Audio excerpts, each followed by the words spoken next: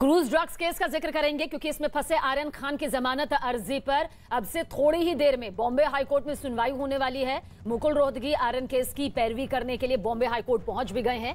आर्यन पिछले 19 दिनों से मुंबई की ऑथर रोड जेल में बंद है। सेशन कोर्ट से जमानत नहीं मिलने के बाद आर्यन खान के वकील ने बॉम्बे हाईकोर्ट का रुख किया था और जमानत अर्जी दाखिल की थी। उसी अर्जी पर आज सुनवाई होगी। अब से कुछ ही देर में ये सुनवाई यहां पर देखने को मिलेगी और नजरें टिकी हुई हैं कि 19 दिन से बंद जेल में आर्यन खान को जमानत मिलती है या फिर अभी उन्हें जेल की सलाखों के पीछे और वक्त यहां पर गुजारना होगा। तो इस जमानत की पूरी पैरवी जो है की जा रही है रोहतगी के जरिए और जाहिर सी बात है कोशिश यही है उनकी कि जमानत जो है यहां पर आर्यन खान को मिल सके। लेकिन जिस तरह से एनसीबी की तरफ से यह कहा गया है कि अगर जमानत दी गई तो आशंका है कि सबूतों के साथ छेड़खानी हो सकती है, जांच जो है इससे प्रभावित करने की कोशिश हो सकती है।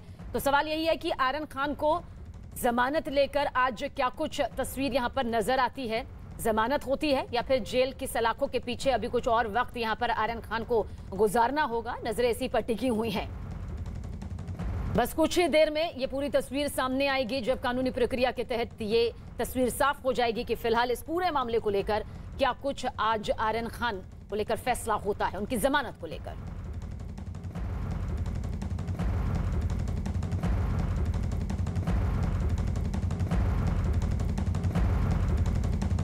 तो आर्यन ड्रग्स केस में एक और बड़ी खबर आप तक पहुंचाने जा रहे हैं। आर्यन खान के वकील ने कोर्ट में ये दलील दी कि समीर वानखेड़े और नवाब मलिक के बीच चल रहे विवाद से उनका कोई लेना देना नहीं है। आर्यन खान की तरफ से कहा गया कि प्रभाकर साइल को वो नहीं जानते और उससे उनका कोई लेना देना यहां पर नहीं है। तो किसकी साजिश, कौन गुनहगार, सवाल यहां पर ये खड़ा हो रहा है। फिलहाल आर्यन के वकील का जो हलफनामा यहां पर दाखिल किया गया है, केस में चल रहे विवाद से आर्यन खान का कोई लेना देना नहीं है। एनसीबी अधिकारी से किसी तरह का कोई वास्ता नहीं है, ताल्लुक नहीं है, किसी राजनीतिक व्यक्ति से, किसी राजनीतिक हस्ती से यहां पर कोई संबंध नहीं है। तो हाईकोर्ट में वकील ने यह हलफनामा दायर किया है क्योंकि जिस तरह से ये पूरे मामले में एक राजनीतिक रंग नजर आ रहा है उसके चलते यहां पर यह कहा गया है। तो ड्रग्स केस से जुड़ी एक और बड़ी खबर आप तक पहुंचाने जा रहे हैं। न्यूज 18 के आशीष सिंह की रिपोर्ट है कि एनसीबी ने बॉम्बे हाईकोर्ट में अपना जवाब दाखिल किया जिसमें एनसीबी ने कोर्ट से आर्यन खान को जमानत नहीं देने की अपील की है। दरअसल अपने जवाब में एनसीबी की तरफ से यह दलील दी गई कि अगर आर्यन जेल से बाहर आते हैं तो वो जांच को प्रभावित कर सकते हैं। जांच प्रभावित करने का जिक्र जो है यहां पर एनसीबी की तरफ से कहा गया है, यानी कि जमानत का जो विरोध है एनसीबी पहले से करती रही है और आज आर्यन की जमानत पर नजर टिकी हुई है कि जमानत मिलती है या फिर अभी कुछ और वक्त यहां पर जेल के सलाखों के पीछे रहना होगा।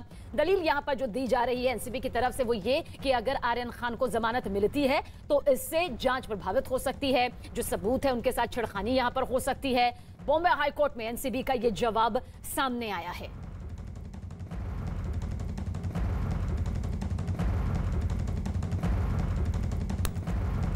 और हमारे दो सहयोगी इस वक्त ज्यादा जानकारी के लिए हमारे साथ मौजूद है। विवेक हमारे साथ मौजूद है, साथ ही हमारे सहयोगी आनंद भी हमारे साथ में है। लेकिन सबसे पहले विवेक आपके पास आएंगे।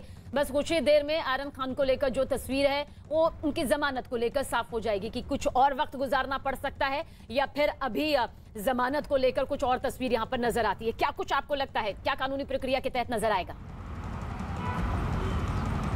देखिए, इस पूरे मामले में आज जमानत पर फाइनल ऑर्डर आना थोड़ा सा मुश्किल लग रहा है क्योंकि इस पूरे मामले में दोनों पक्ष अपनी आर्गूमेंट्स रखेंगे, अपनी बात रखेंगे, जिरह होगी दोनों पक्षों की। सरकारी पक्ष के साथ साथ जो आर्यन खान के वकील हैं मुकुल रोहतगी वो भी अपना पक्ष रखेंगे। तो उसके बाद बॉम्बे हाईकोर्ट इस पूरे मामले में अपना फाइनल ऑर्डर लेगी कि इस पूरे मामले में आर्यन खान को बेल देनी है या नहीं देनी है।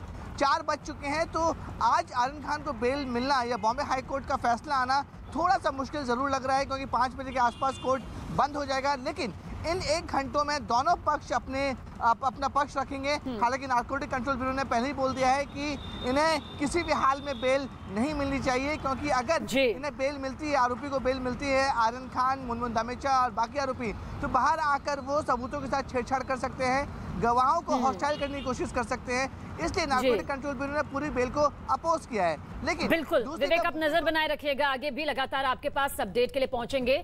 नवाब मलिक और समीर वानखेड़े के बीच चल रहा जो घमासान है वो बढ़ता जा रहा है। इस मामले में आरोप प्रत्यारोप की लिस्ट जो है वो लगातार लंबी होती जा रही है। पहले महाराष्ट्र सरकार के कैबिनेट मंत्री नवाब मलिक ने एक सर्टिफिकेट जारी कर समीर वानखेड़े पर आरोप लगाया था कि उन्होंने अपनी जाति का नकली सर्टिफिकेट यानी कि प्रमाण पत्र बनवाकर सरकारी नौकरी हासिल की। अब नवाब मलिक के आरोपों पर परिवार ने एक नया सर्टिफिकेट जारी किया है। देखिए तस्वीर इस वक्त आपके सामने मौजूद है, दोनों तस्वीरों को आप देखिए। नवाब मलिक का दावा और साथ ही परिवार का जवाब सामने आया है। कास्ट सर्टिफिकेट के मुताबिक समीर वानखेड़े के पिता महर जाति के हैं जो एससी में आते हैं। साथ ही साथ नवाब मलिक ने समीर वानखेड़े की जाति पर सवाल उठाए थे, जिसके बाद यह पूरा मामला गरमाया। मैं आज फिर कहता हूं, मैं अपने दावे पे कायम हूं कि जो बर्थ सर्टिफिकेट हमने ट्वीट किया है वो असली है। उस सर्टिफिकेट पे दाऊद के वानखेड़े उनके पिताजी का नाम है और गौर से आप देखेंगे तो उस पर स्टार मार्क करके बाद में एडिशनल ऑल्टरेशन करने का काम सर्टिफिकेट में किया गया है। उनके पूरे गांव का आप सर्टिफिकेट देख लीजिए, पूरे उनके वानखेड़े परिवार का आप सर्टिफिकेट देख लीजिए, और जो डैडी ने भी दिखाए थे कल और प्रूव भी किया है कि उनकी कास्ट ओरिजिनल है। और एक इंसान सर्टिफिकेट बना सकता है ना, पूरा गाँव थोड़ी ना बना लेगा सर्टिफिकेट। तो मुझे ऐसा लगता है थोड़ा रिसर्च उसमें तो उनका थोड़ा कम पड़ गया, जरा ज्यादा बेटर प्रिपेयर हो गया।